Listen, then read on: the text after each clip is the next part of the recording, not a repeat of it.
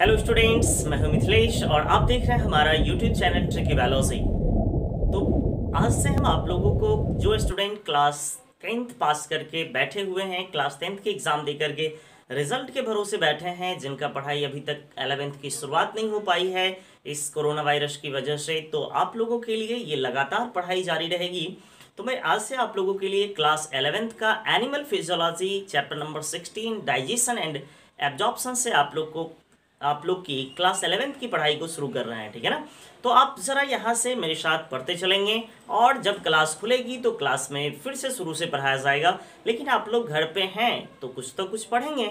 साथ ही साथ ये वीडियो लेक्चर एक दरभंगा का कोई स्टूडेंट है जो मेरे यूट्यूब माध्यम से जुड़े हुए हैं, उनका लगातार कमेंट्स आता था जो सर हमें मेरा एनिमल फिजियोलॉजी छूटा हुआ है, तो खास करके उनके कहने पे हम ये वीडियो स्टार्ट कर रहे हैं। तो उनकी दायित्व बनती है जो लगातार पढ़ें, वीडियो को शेयर करें और ज़्यादा से ज़्यादा सब्सक्रिप्शन बढ़ाएं, ठीक है ना। तो आइए हम यहाँ से स्टार्ट करते हैं डाइजेशन। जरा देखिए, इस डाइजेशन की बात करते हैं। डाइजेशन क्लास 11th के एनिमल फिजियोलॉजी का सबसे पहला चैप्टर है। इस डाइजेशन चैप्टर में हमें दो चीज पढ़ना है, डाइजेशन एंड एब्जॉर्प्शन। जरा आप सोचिए डाइजेशन है क्या। तो डाइजेशन की हम बात करते हैं, हमें जिंदा रहने के लिए फूड की रिक्वायरमेंट होती है और फूड इतने ज़्यादा सिंपल मॉलिक्यूल नहीं होते जो कि अपने ब्लड के through cell to cell transmit हो सके, ट्रांसफर हो सके और अपना माइटोकॉन्ड्रिया में जाकर के एनर्जी प्रोड्यूस कर सके। ऐसा नहीं होता है। हम लोग जो खाते हैं, जो हम लोग फूड लेते हैं, वो फूड कॉम्प्लेक्स होते हैं। उस कॉम्प्लेक्स को ब्रेक डाउन करके सिंपल मॉलिक्यूल्स में बदला जाता है ताकि ब्लड स्ट्रीम के थ्रू आसानी से वो एब्जॉर्ब हो सके और सेल तक ट्रांसफर किया जा सके, ठीक है ना। तो आइए हम डाइजेशन पढ़ते हैं। डाइजेशन है क्या, तो हम बोलेंगे डाइजेशन वो प्रोसेस है जिसके थ्रू कॉम्प्लेक्स फूड मटेरियल को सिंपल एब्जॉर्बेबल मटेरियल में बदला जा सकता है, जिसके थ्रू ब्लड उसको ट्रांसफर कर सके। जरा देखिए यहाँ से, the process of break down. ये देखिए किसका प्रोसेस है, तो ये ब्रेक डाउन का प्रोसेस है। ब्रेक डाउन किसका होगा, लार्ज मॉलिक्यूल का, large insoluble molecules, food molecules into a smaller molecules for absorption the blood streams। जरा देखिए, ये डाइजेशन का डेफिनेशन अपने आप में सब कुछ कह रहा है।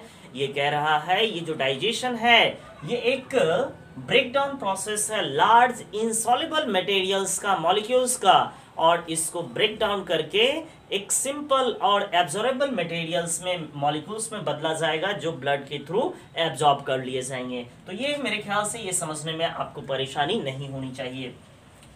अब जरा देखिए, सवाल उठता है ये तोड़ने की जरूरत क्यों पड़ी, डाइजेशन की जरूरत क्यों पड़ी। तो डाइजेशन की जरूरत इसलिए पड़ी क्योंकि हम लोग जो फूड लेते हैं उस फूड में मैक्सिमम फूड मटेरियल्स जो होते हैं, ऑलमोस्ट फूड मटेरियल्स जो होते हैं वो कॉम्प्लेक्स फॉर्म में होते हैं, जिसको अपना जो इनसॉल्युबल फॉर्म में होता है उसी को तोड़ करके सॉल्युबल फॉर्म में बदलना डाइजेशन कहलाता है। तो अब देखिए, ये डाइजेशन में फूड में हम लोग लेते क्या है, तो फूड में मेनली दो तरह के कंटेंट लेते हैं, एक मेजर और एक माइन्यूट। मेजर का मतलब क्या, हम लोग जो फूड लेते हैं उसमें सबसे ज्यादा जो रहता है उसका नाम हम देते हैं मेजर कंपोनेंट्स, और जो कम लेते हैं वो रहता है स्मॉल क्वांटिटीज में। जरा देखिए, हम लोग जो फूड खाते हैं उसमें मैक्सिमम क्या रहता है, कार्बोहाइड्रेट रहता है, प्रोटीन्स रहती हैं एंड फैट्स रहता है।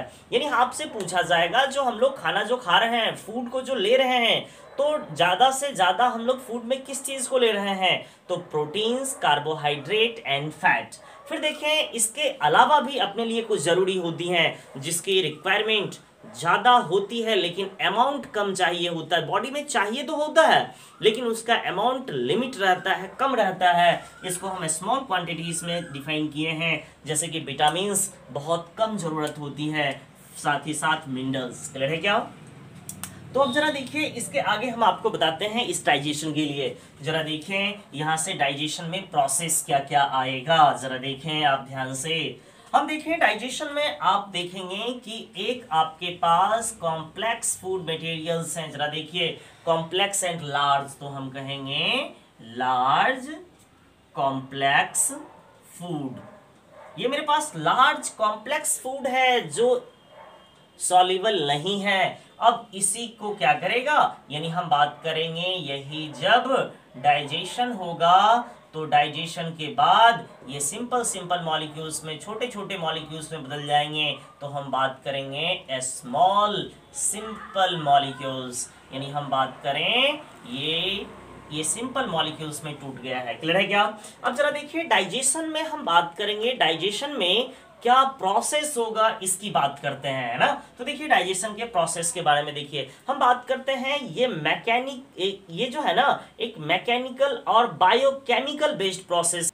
यहां जरा देखिए डाइजेशन की बात करें, ये mechanical and biochemical based process है, मेथड है। कैसे, जरा इसको फील करते हैं। जैसे हम लोग कुछ खाना खाते हैं तो खाना जब माउथ में जाता है तो माउथ टीथ के हेल्प से उस फूड को तोड़ा जाता है, मैकेनिकल प्रोसेस से उसको तोड़ा जाता है। और साथ ही साथ सलाइवा में बहुत सारे ग्लैंड्स होते हैं, सलाइवा में जो बायोकेमिकल्स होते हैं, एंजाइम्स होते हैं, साथ साथ लिवर, पैनक्रियाज, इस सब से जो निकलते हैं, ये सभी डाइजेशन में अपना हेल्प करता है। तो देखिए यहां से हम बात करते हैं, अब हम देखेंगे डाइजेस्टिव ट्रैक्ट का ओरिजिन क्या है। तो हम बात करेंगे ओरिजिन ऑफ डाइजेस्टिव ट्रैक्ट या एलिमेंट्री कैनाल।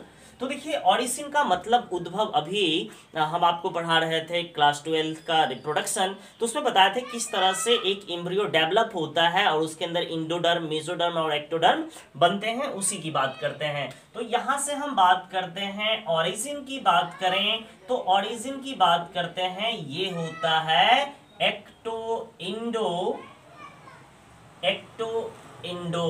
In origin.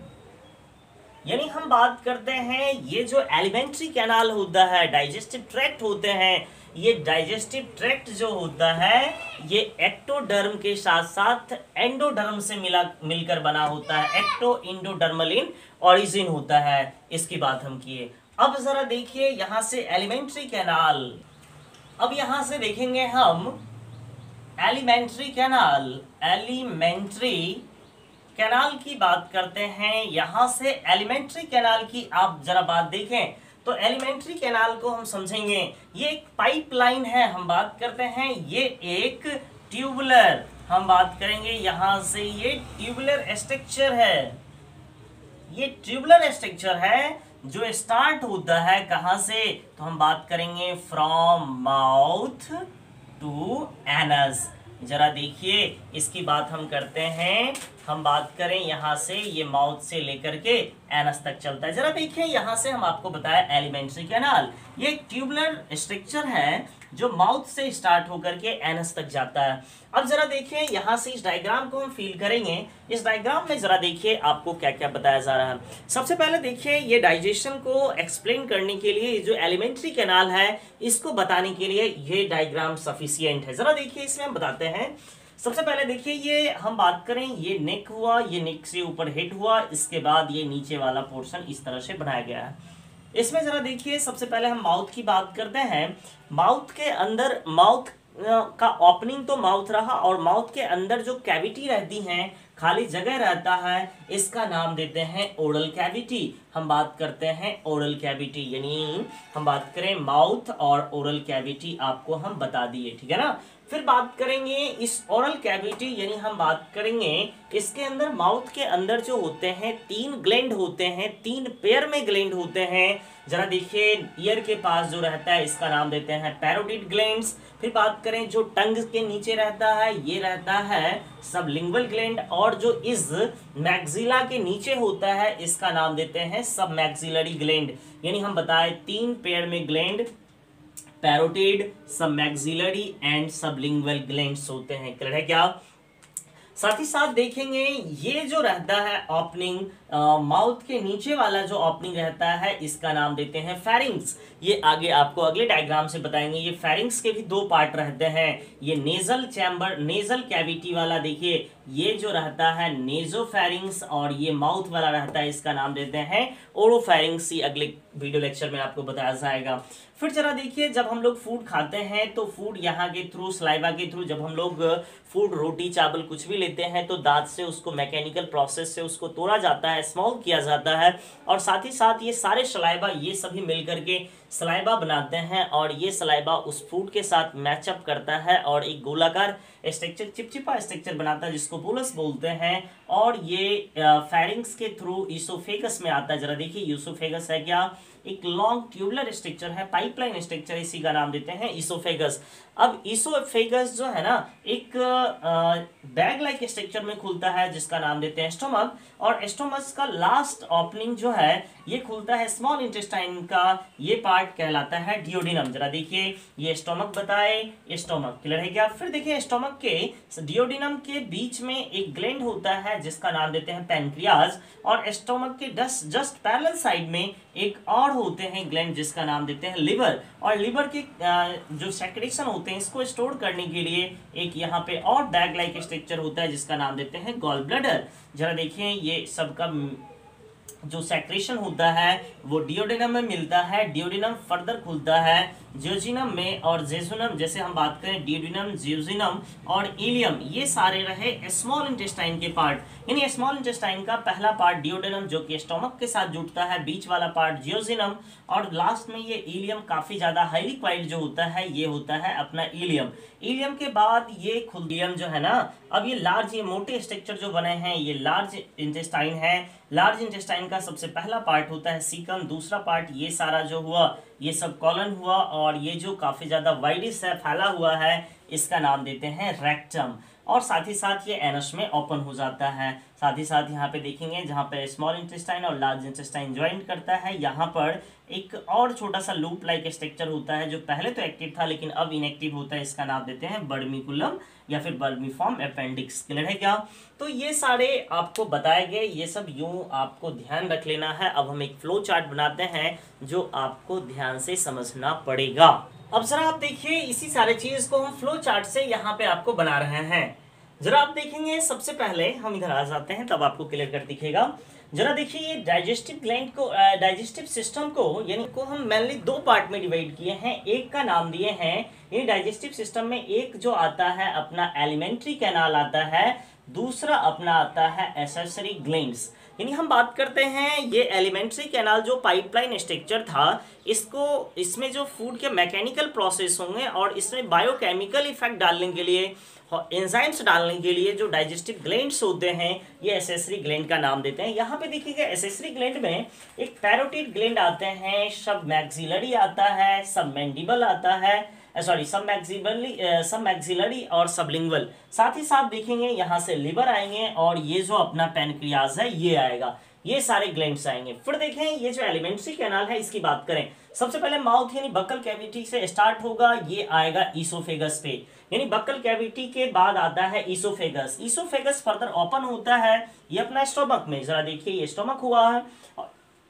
और जो स्टोमक खुलता है इंटेस्टाइन में, और इंटेस्टाइन की बात करें इंटेस्टाइन दो पार्ट में बटे होते हैं, एक लार्ज इंटेस्टाइन और एक स्मॉल इंटेस्टाइन। जरा देखिए ये अपना स्मॉल इंटेस्टाइन रहा और ये रहा लार्ज इंटेस्टाइन। स्मॉल इंटेस्टाइन को हम तीन पार्ट में डिवाइड करते हैं। सबसे पहला पार्ट डियोडिनम जो स्टोमक के साथ जुड़ता है, बीच वाला पार्ट जेजुनम, और हाईली क्वाइल्ड जो रहता है ये रहता है अपना इलियम।